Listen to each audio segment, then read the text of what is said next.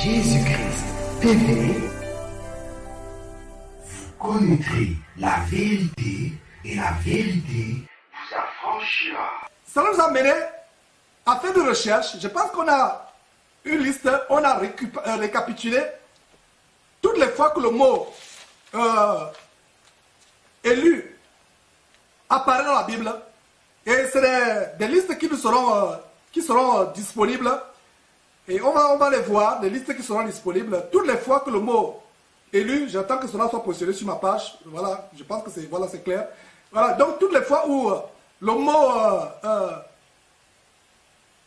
les références du mot élu dans le Nouveau Testament. Et avant de défiler, mes frères et sœurs, nous avons que le mot élu ou la variante élection, ça paraît environ 34 fois dans la Bible. Je dis environ parce que pour nous, j'ai recensé 34 fois que ça paraît, mais si vous trouvez un verset additionnel, vous pouvez ajouter. Donc, dans l'Ancien Testament, le mot élu fait référence à Israël et apparaît 10 fois, faisant référence à Israël. Mais qu'est-ce que nous avons dans le Nouveau Testament? Le mot, alors descendons dans le Nouveau, donc nous avons dans l'Ancien Testament, défilons rapidement, c'est un document que vous pouvez avoir, on ne va pas mettre le temps sur ces documents, nous sommes presque à la fin de l'émission aujourd'hui. Donc, on défile rapidement. Voilà. Donc, le mot élu s'adresse dans l'Ancien Testament 10 fois et ça s'adresse aux Juifs, à Israël, le peuple élu de Dieu.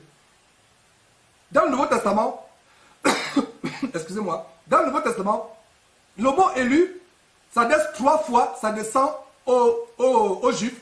Et on peut voir ça dans Romains chapitre 11. Voyons rapidement les 3 versets.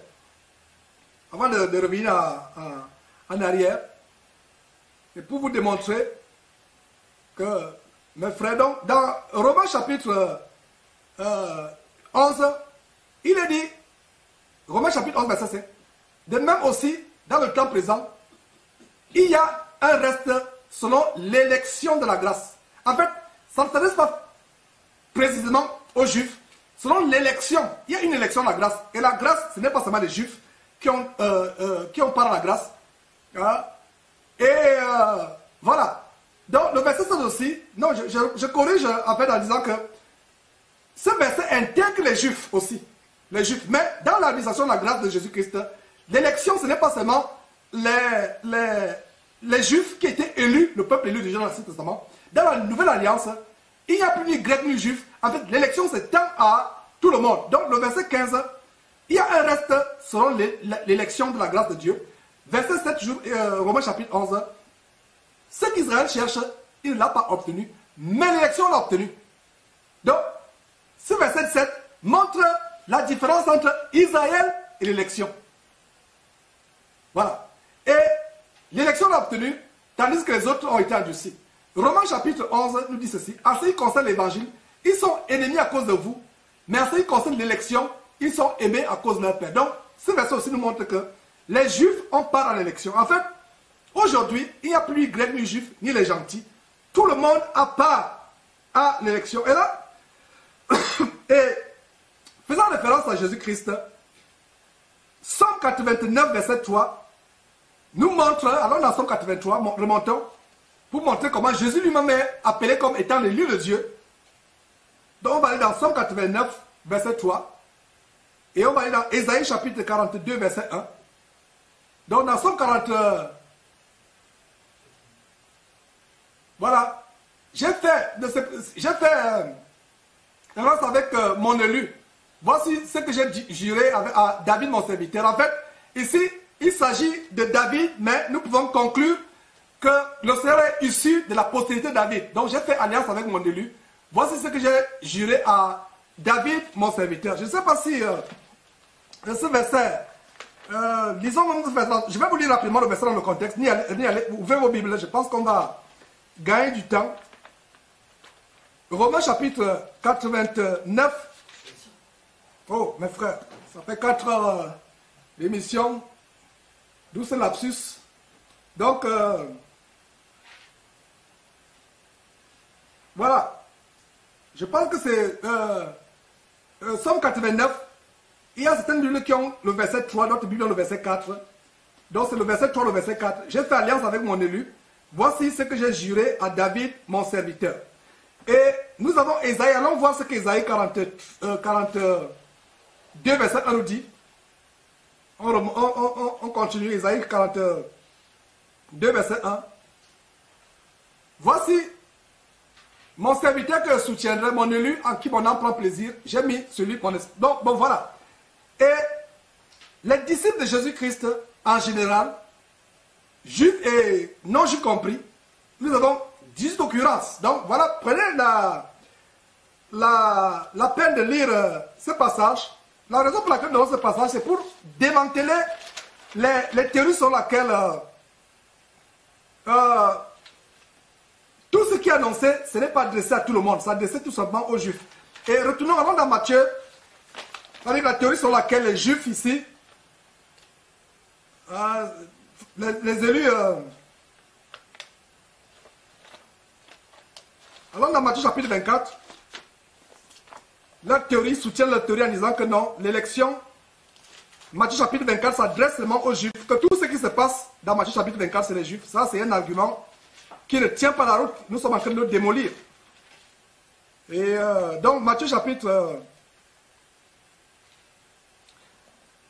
24, voilà. Alors au verset 31, voilà. Le verset 31 dit quoi? Il enverra ses anges avec la trompette retentissante et ils rassembleront ses élus des 4 vents depuis une extrémité de la terre. Donc ça veut dire que pour eux, et le verset que nous sommes en train de voir, dans la Bible de Scofield met bien cette annotation en disant que le mot élu dans Matthieu chapitre 24, verset 31, c'est Israël. Noir sur blanc dans une annotation, dans une note de la Bible de Scofield, inspirée par la Bible de Darby. Incroyable.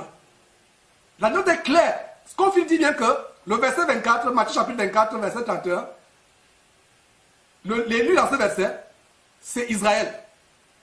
Donc, ça veut dire que Matthieu chapitre 24 s'adresse tout simplement aux Juifs. Donc, tous ces événements que le Seigneur annonce, les anges qui seront envoyés avec une trompette retentissante, qui rassembleront les élus des 4 vents jusqu'aux extrémités de la terre, ça s'adresse seulement à Israël. Heureusement que mes frères et sœurs, Dieu savait que de telles interprétations particulières devaient se poser. C'est pour cela qu'il a donné d'autres passages qui nous montrent que ça ne s'adresse pas seulement aux Juifs.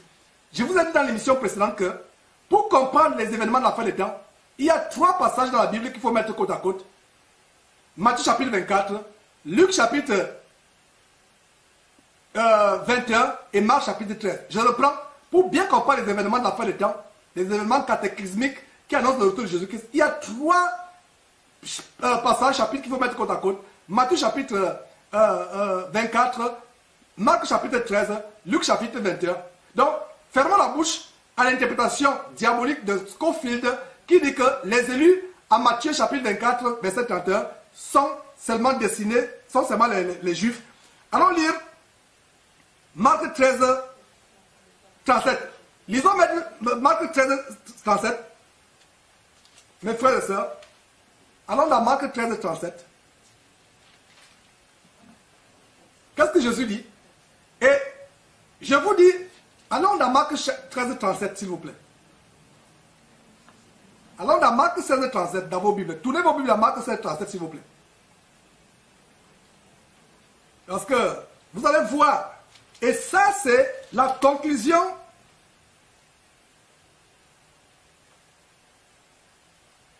du chapitre 13 de Marc. Et souvenez-vous que Matthieu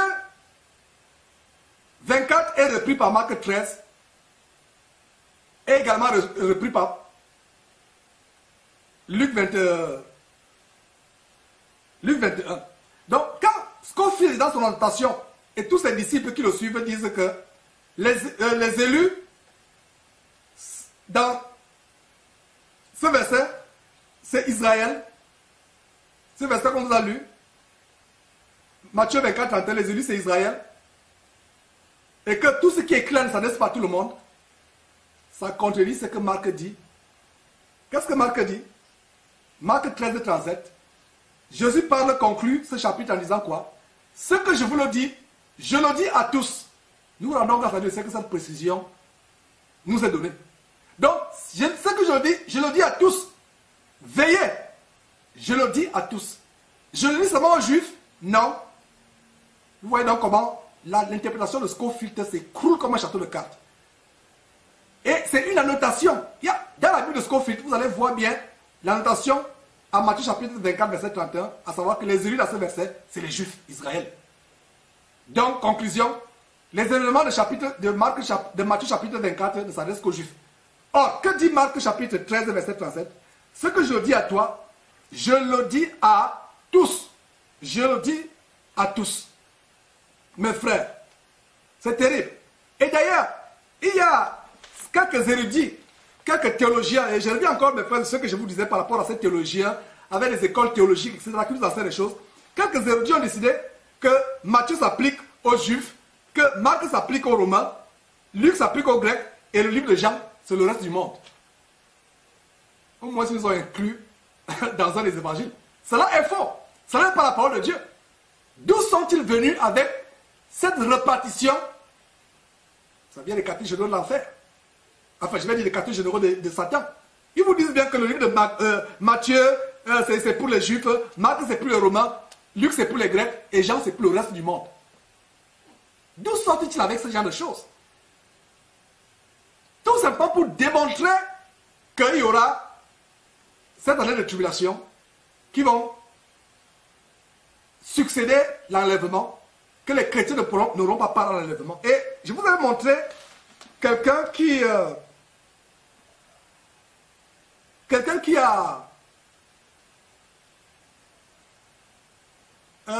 été en prison après avoir enseigné pendant 38 ans. Et on a fait des recherches, il a une peine de 10 ans d'emprisonnement. Et je pense qu'il sortira de prison en 2017. Donc depuis 2007, il est en prison. En 2017, il sort. Et il ne croyait pas que la tribulation ne pouvait lui arriver. Et après la prison, il a réalisé qu'effectivement, la tribulation existe. C'est ce qu'il endure. Et il a commencé à lire sa Bible étant en prison. Parce que quand vous êtes dans un ministère évangélique pentecôtiste, vous êtes tellement occupé que, avec les voyages à travers le monde, vous n'avez même pas le temps de bien lire votre Bible. Donc il a eu l'occasion de se consacrer dans sa cellule de prison et recommencer à lire sa Bible à zéro. Et il est arrivé à la conclusion que, oh, ce que j'ai enseigné pendant 38 ans est totalement faux. Et j'espère que bien de frères qui aujourd'hui pensent qu'il y aura cette tribulation arriveront à la même conclusion. Et un autre argument de taille, comme je vous l'ai dit, c'est que nous ne sommes pas destinés à la colère. Et je vais vous montrer donc l'autre page où nous avons recensé, je vous l'ai annoncé, ces pages seront gratuitement disponibles sur le site www.jesuchrist1.tv pour continuer vos recherches. Et avant de monter cette page, il y a une préoccupation par rapport à 1000 ans. Les gens veulent savoir exactement comment ça va se passer ces 1000 ans. Quelles sont les circonstances, comment Jésus va régner sur terre, etc. Mes frères, je n'aimerais pas qu'on s'écarte du sujet de cet enseignement de ce soir, qui est d'encourager les frères, de faire comprendre aux frères et sœurs que la tribulation est quelque chose, est le lot quotidien des chrétiens. Je n'aimerais pas qu'on ancre dans des sujets. Je sais que nous les hommes, nous sommes friands des mystères. Et beaucoup de frères aimeraient vraiment savoir tout ce qui va se passer au ciel, avec comment Jésus va revenir régner sur terre. Je n'aimerais pas ancrer là dans ce débat. Très brièvement, je vais vous dire ceci. Si vous voulez savoir comment ça va se passer, le millénium, etc., voulez-vous recevoir le plus grand enseignement sur le millénium? Faites tout et tout votre possible pour être enlevé. Et vous savez comment ça va se passer. Ce sera un enseignement en direct live. En fait, vous allez vivre cela. Il y a des gens qui me disent, mais Georges, comment ça va se passer? Comment ça va se passer au ciel? Est-ce qu'on va manger? Est-ce qu'on va boire? Comment sera la nourriture? Ça vous fait sourire, il y a toutes les sortes de questions que vous pouvez recevoir. Le vin sera alcoolisé? C'est un nostalgie de l'alcool. Je pose la question, mais est-ce qu'il y aura l'alcool? Il sera sucré? Est-ce qu'on pourra avoir tous les fruits? Est-ce qu'on pourra avoir le barbecue? Est-ce qu'on pouvait avoir toutes sortes de sauces là-bas? Comment ça va se passer? Je dis, frère, sœur, tu veux savoir comment ça va se passer? Tu veux savoir comment se passeront les 1000 ans? Exactement, quand tous les états des 1000 ans, fais tout. C'est ton possible, ce qui est ton possible. Persévère dans la foi. Travaille ton salaire avec crainte et tremblement. Vis dans la sanctification. Tu seras enlevé. Et avec les saints, tu comprendras ce qui va se passer. Voilà tout ce que je peux dire par rapport aux préoccupations les uns des autres. Je ne pense pas que je vais faire un enseignement sur ce sujet tellement compliqué. La Bible dit tout m'est permis, tout ne m'est pas utile. Et nous pouvons enseigner sur toutes sortes de choses. Mais pour ma part, ma mission se limite pour l'instant pas d'entrer dans les exégèses, mais d'encourager les frères. Et vous savez très bien compris aujourd'hui, cet enseignement, c'est plutôt qu'un enseignement de débat, c'est plutôt un enseignement de nous encourager, de dire, hé frère, ne croyez pas à ceux qui vous disent que vous n'allez pas passer par la tribulation. Ce n'est pas biblique. Et justement, parlant de tribulation, allons sur notre liste. Nous avons monté cette liste. Et vous voyez sur cette liste, ça donne les références des mots de tribulation dans la Bible est dérivé. Et persécution est dérivé dans la Bible. C'est-à-dire que les mots issus de la tribulation, parce que la tribulation est synonyme de persécution, synonyme de tourment, synonyme d'angoisse, mais nous allons nous limiter à tribulation et aux dérivés de persécution. Et nous allons lire rapidement pas à pas, verset après verset. On va lire ensemble. On va lire ensemble, mes frères.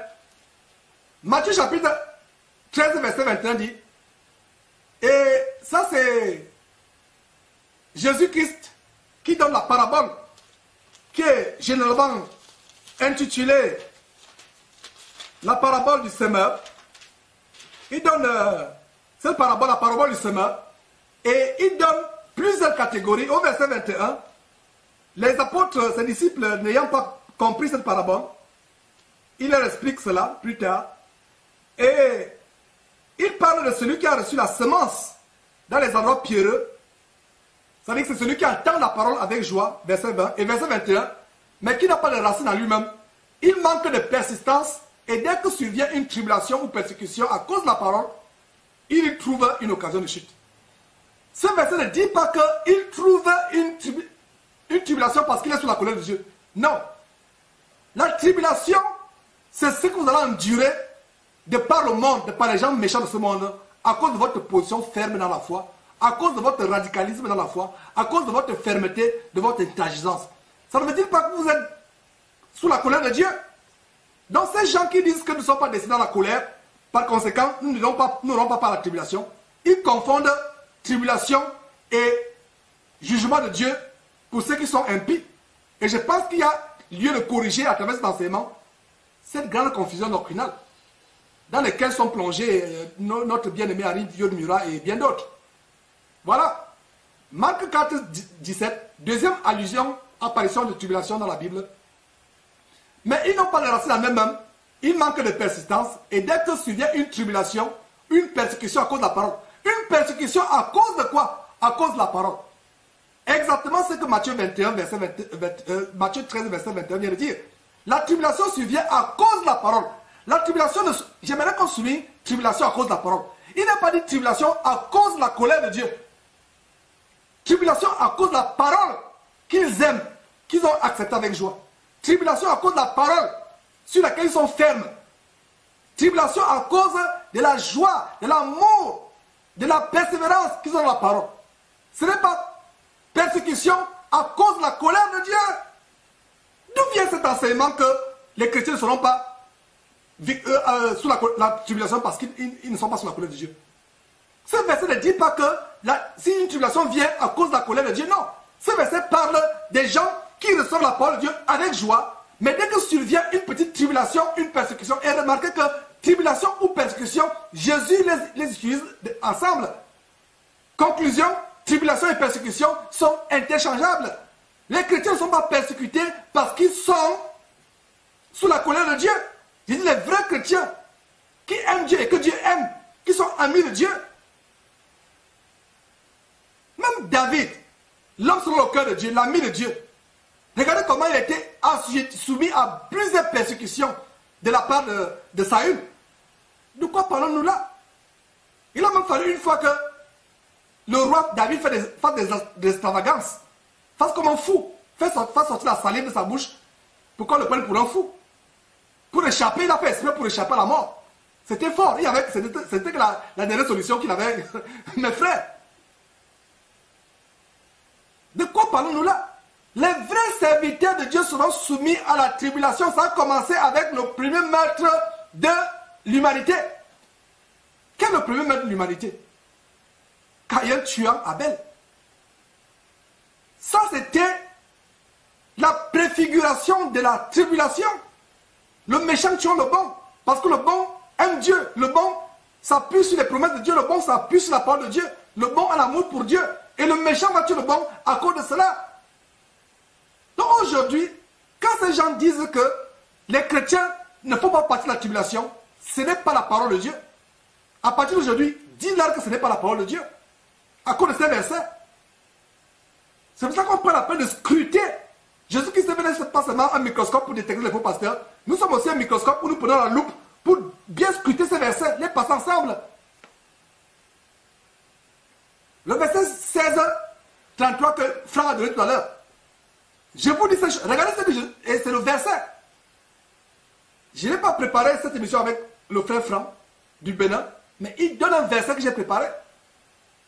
Jean 16, 33. Je vous dis ces choses afin que vous ayez la paix en moi. Vous aurez des tribulations dans le monde, mais prenez courage, j'ai vaincu le monde. Vous aurez des tribulations dans le monde parce que vous êtes sous la colère de Dieu? Non, parce que le monde vous hait, parce que vous êtes la lumière du monde, parce que vous êtes le sel de la terre, parce que vous êtes un jugement, une condamnation pour le monde. Est-ce qu'il a dit que vous aurez des tribulations? Donc, en recevant, allez recevoir cette émission, si elle pose plaisir à Dieu, quand Arrive Mura dit que, et c'est pas seulement Arrive Mura, ne dites pas que je mets l'accent sur lui, il y a beaucoup, en fait, Arrive Mura a hérité d'une doctrine qui a été véhiculée depuis 1830 parce qu'au fil des vies, vous n'êtes pas sous la tribulation à cause de la colère de Dieu.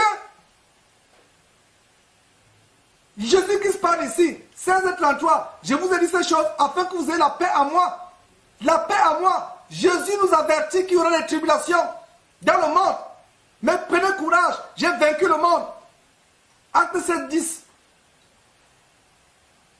Il est quoi? Et il le délivra de toutes ces tribulations. Il lui donna de la sagesse et il lui fit trouver grâce devant Pharaon. Voilà Joseph. Joseph a eu le salut à travers les tribulations. Et c'est par le récit que Étienne a été le rappeler au Sanhédrin de l'Assemblée, aux membres du Sanhédrin de l'Assemblée. Il leur rappelle cela avant, quelques instants avant sa lapidation. Que Joseph fut délivré de toute tribulation. Mon frère, ma soeur, les tribulations vont déferler dans le monde où tu vis. Comme ils déferlent déjà en Syrie, en Somalie, au Nigeria. Mais dès que ces tribulations vont arriver dans ta région, la parole de Dieu dit quoi? Et la paix en Jésus-Christ. Et la paix. Sois calme. S'il faut que tu meurs, tu vas mourir. Mais tu iras au ciel si tu meurs et tu es en communion avec Dieu. Mais si c'est la volonté de Dieu, tu ne vas pas mourir. Tout dépend de Dieu. Quand Étienne est mort, Étienne était sous la colère de Dieu? Pas du tout. Je vous dis ces choses afin que vous ayez la paix en moi, vous aurez des tribulations dans le monde. Prenez courage, j'ai vaincu le monde. Et le verset 7, le chapitre 7, verset 10 de Actes, nous montre le cas de Joseph. Il est passé par la tribulation. J'étais dans un puits. Ses frères voulaient d'abord le tuer. Il est jeté dans un puits. Il est sorti du puits pour être vendu aux Madianites. Il est atterri en Égypte. Dieu l'a établi dans la maison de Potiphar. La femme de Potiphar l'amène à une tribulation impunique. Que viens coucher avec moi.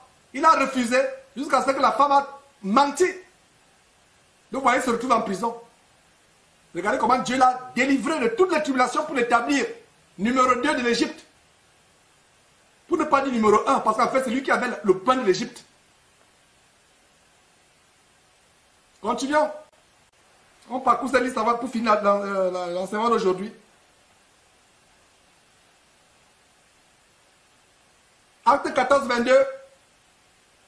On a lu cela, fortifiant les disciples, les exhortant à persévérer dans la foi, et disant que ce n'est pas beaucoup de tribulations qu'il nous faut entrer dans le royaume de Dieu.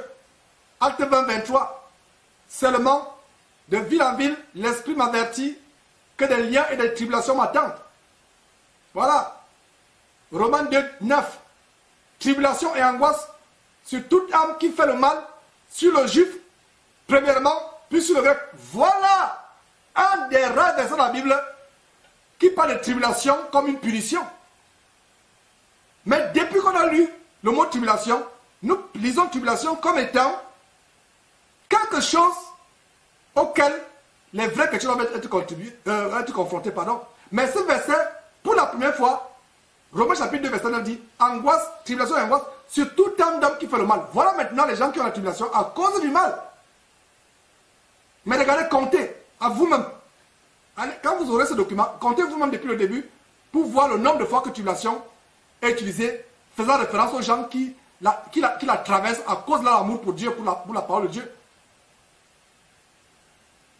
Regardez le verset 8. Romains 8, 35. Qui nous séparera de l'amour de Christ?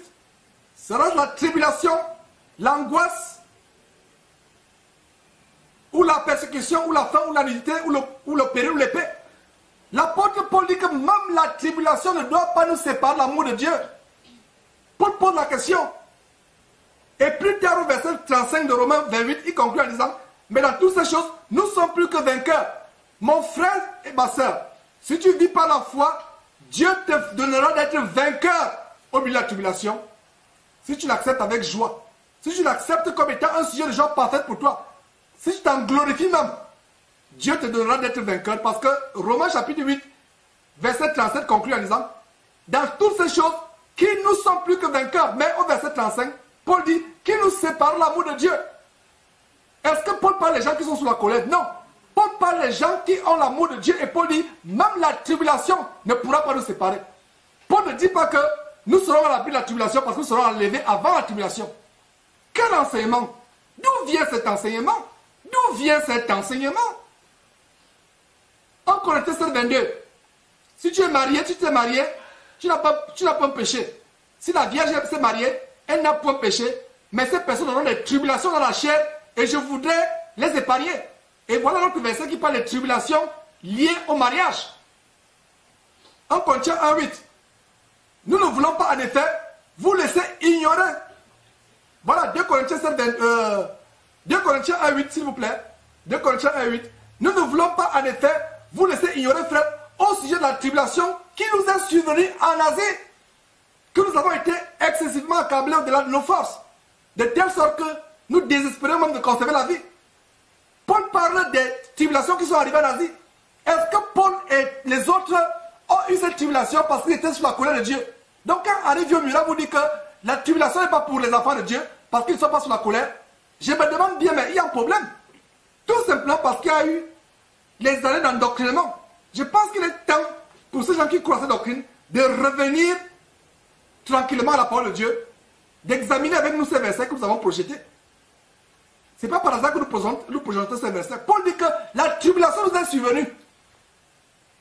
Si vous étiez à ce moment-là, vous devez dire à ces gens-là que non, c'est bien, ça vous est survenu, mais ce n'est pas la grande tribulation de l'Apocalypse chapitre 17, c'est ça? Come on, comme disent les Américains. Nous ne voulons pas en effet vous laisser ignorer, frère, aussi la tribulation. Voilà, il faut me témoigner d'une tribulation. Paul était sous la colère de Dieu? Non. Barnabas, Silas, Apollos et tous ceux qui étaient les compagnons de service de Paul étaient sous la tribulation, la colère de Dieu? Non. Mais malgré cela, la tribulation leur est survenue. 2 Corinthiens 6:4. Mais nous nous rendons à tous égards recommandables comme serviteurs de Dieu par beaucoup de quoi? De patience dans les tribulations, dans les calamités et dans les détresses. Ils traversaient ces calamités, ces détresses parce qu'ils étaient désagréables à Dieu, parce qu'ils étaient sous la colère de Dieu? Non. 2 Corinthiens 7:4. J'ai une grande confiance en vous. J'ai tout sujet de me glorifier de vous. Je suis rempli de consolation. Je suis comblé de joie au milieu de toute notre tribulation. Voilà. Romains chapitre 5. Nous nous glorifions même des tribulations. Voilà Jacques chapitre 1 verset 2. nous regardons comme un ciel de joie parfaite les afflictions auxquelles nous pouvons être assujettis. Relisons ce verset, mes frères et sœurs. Ne passons pas vite. Ce verset est grand. Au milieu de beaucoup de tribulations, 2 Corinthiens 8, 2, au milieu de beaucoup de tribulations, non, d'abord 2 Corinthiens chapitre 7, verset 4, j'ai une grande confiance. Et on a des problèmes avec, voilà, cette page, il faut la discipliner. J'ai une grande confiance en vous. J'ai tout sujet de me glorifier de vous. Je suis rempli de consolation. Je suis comblé de tristesse. C'est ça. Au milieu de toute mon tribulation, je suis comblé de souffrance. C'est ça. Je suis comblé de joie au milieu de toute notre tribulation. Regardons comment c'est une joie parfaite, les épreuves auxquelles nous pouvons être exposés. Donc cet enseignement ferme la bouche à ceux qui pensent qu'il y a cette année de tribulation, que nous les chrétiens, nous ne faisons pas partie de la tribulation. Quel enseignement? 2 Corinthiens 8, 2. Ça reprend ce qu'on a vu dans 2 Corinthiens 7, 4. Au milieu de beaucoup de tribulations qui les ont éprouvées, leur joie débordante et leur pauvreté profonde ont produit avec abondance de riches libéralités de leur part. Donc, malgré les tribulations, ils avaient une joie débordante. Éphésiens 3, 13. Aussi, je vous demande de ne pas perdre courage à cause de mes tribulations pour vous. Elles sont votre gloire. C'est Paul qui parle. Philippiens 1, 17. Tandis que cela, animé d'un esprit de dispute, annonce Christ par des motifs qui ne sont pas purs, et avait la pensée de nous susciter quelques tribulations dans les liens. Voilà des faux apôtres, des faux prophètes qui suscitaient de la tribulation à Paul. 1 Thessaloniciens 3, 3, afin que personne ne fût ébranlé au milieu des tribulations présentes. Car vous savez vous-même que nous sommes destinés à cela. Oh mes frères, voilà notre verset. 1 Thessaloniciens 3, 3, afin que personne ne fût quoi? Ébranlé au milieu des tribulations présentes. Car vous savez vous-même que nous sommes destinés à cela, ainsi que le Seigneur Jésus-Christ lui-même nous l'a fait connaître à plusieurs reprises. Je peux conclure, mes frères, que tout homme sérieux, tout chrétien sérieux, toute chrétienne sérieuse, en écoutant l'enseignement d'aujourd'hui, ne pourra plus arriver au point où on pourra le berner ou la berner en disant que nous les chrétiens, nous n'avons pas part à la tribulation. Donc, cette année de tribulation, qui n'existe nulle part dans la Bible, ne sont pas pour nous. Un chrétien sérieux ne pourra pas croire à ça.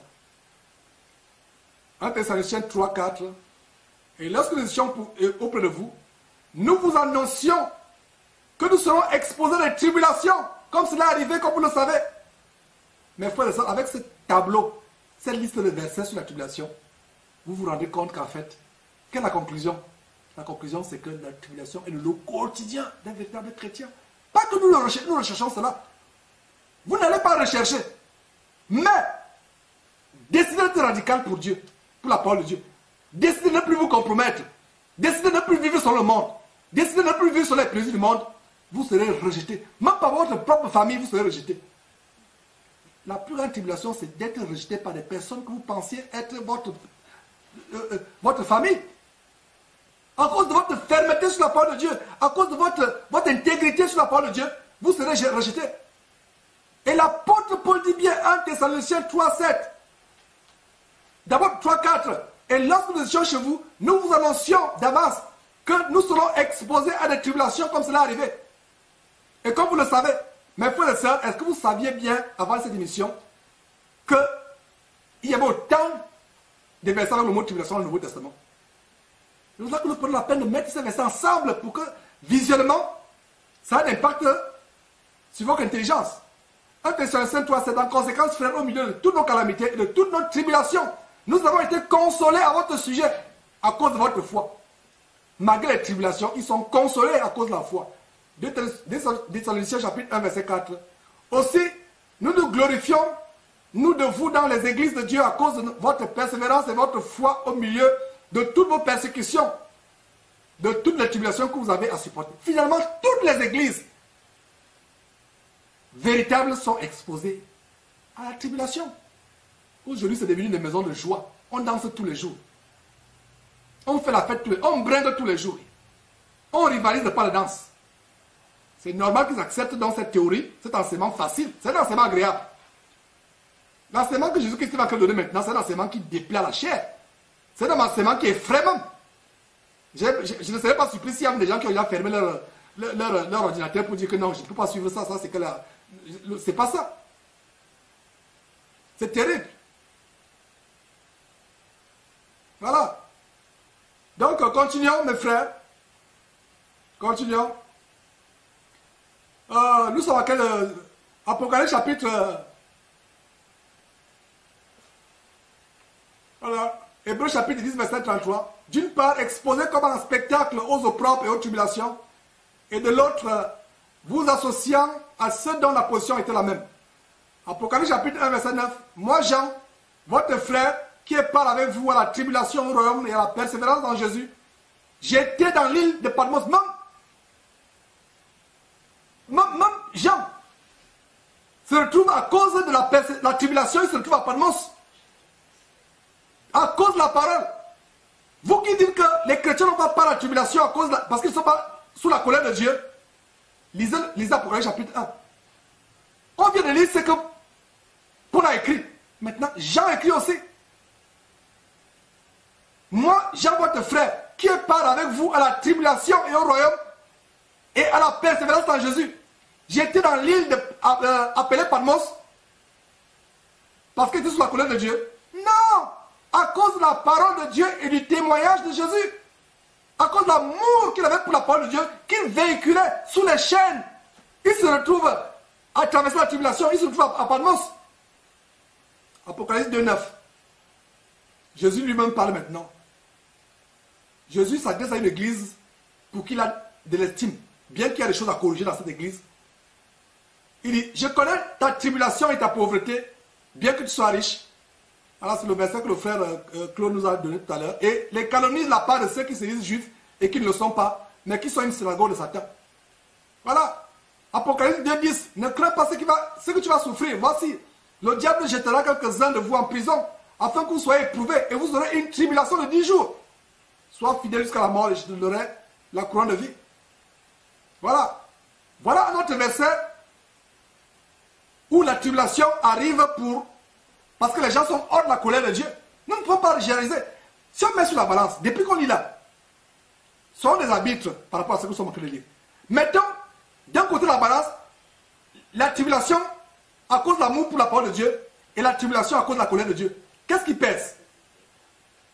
Hein? Mettons sur un côté la balance, tout ce qu'on est en train de lire là, mettons sur un côté la balance, la tribulation à cause de l'amour pour la parole de Dieu, de l'amour pour Dieu, et la tribulation à cause de la colère, à cause du péché. Et puis là, on a lu peut-être 2 ou 3 versets. Mais tous ces chapelets, les versets que nous sommes en train d'égrener, parlent de quoi? Parlent de la tribulation à cause de l'amour de Dieu. Voilà l'évangile que nous vous donnons, mes frères. Donc voilà, Jézabel, dont il est question ici, ne crains pas ce que tu vas... plutôt, voilà, verset 22, voici, je vais la jeter sur un lit et envoyer une grande tribulation à ceux qui commettent adultère avec elle. À moins qu'ils ne se répandent pas. Voilà. Cette femme remplie de l'esprit de Jézabel aujourd'hui. Et maintenant, Apocalypse chapitre 7. Voilà maintenant le verset de la grande tribulation. Il n'y a qu'un seul verset dans la Bible qui parle de grande tribulation. Je lui dis, mon Seigneur, tu sais, et il me dit, ce sont ceux qui reviennent à la grande tribulation. Ils ont lavé leurs robes et ils sont blanchis. Il y a eu plusieurs grandes tribulations. La grande tribulation n'est pas un événement spécial qui va... Mais frère, ça n'existe nulle part dans la Bible, les 7 années de tribulation. Nulle part. Montrez-moi un verset, s'il vous plaît. J'espère que vous êtes encore sur Skype connecté. Montrez-moi un verset qui dit qu'il y a 7 années de tribulation. Ne m'amenez pas aux soi-disant années de Daniel. Donc maintenant, nous pouvons voir, on va persécuter, et on va... voilà, donc on continue, mes frères et sœurs, s'il vous plaît. On va tout simplement continuer de défiler avec les persécutions et variantes du verbe persécuter. Donc voilà, on défile tout simplement, je ne vais pas lire. Défiler, donc les variantes de persécuter. Voilà, tribulation et persécution, etc., etc. Donc voilà, je pense que Voilà, le terme persécuté, persécute. Voilà. Donc, on continue, mes frères. On va conclure cet enseignement. Je pense que, voilà, nous continuons cet enseignement. Et nous concluons cet enseignement, mes frères. C'était un grand plaisir d'être avec vous, de partager ces choses.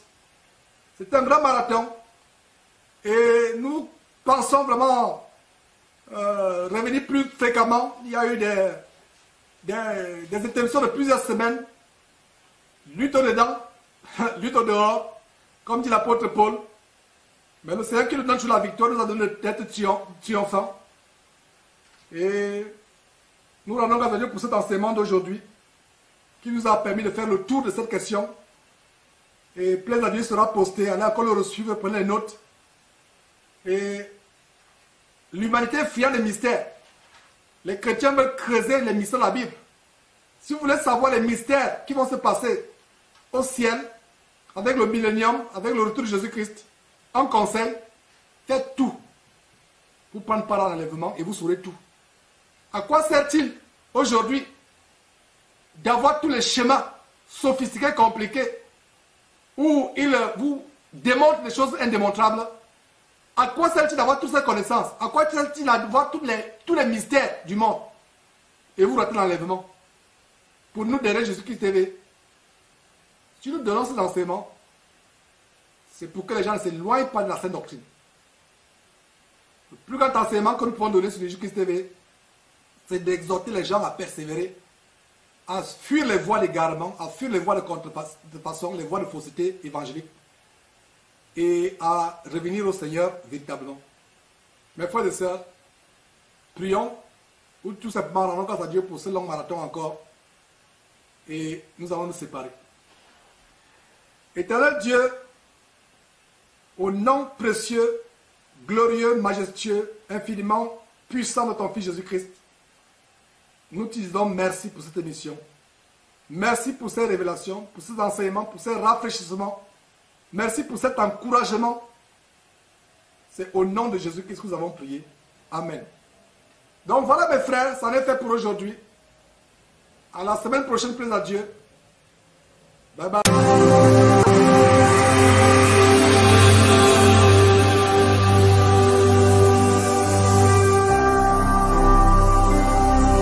Jésus-Christ TV, vous connaîtrez la vérité et la vérité vous affranchira.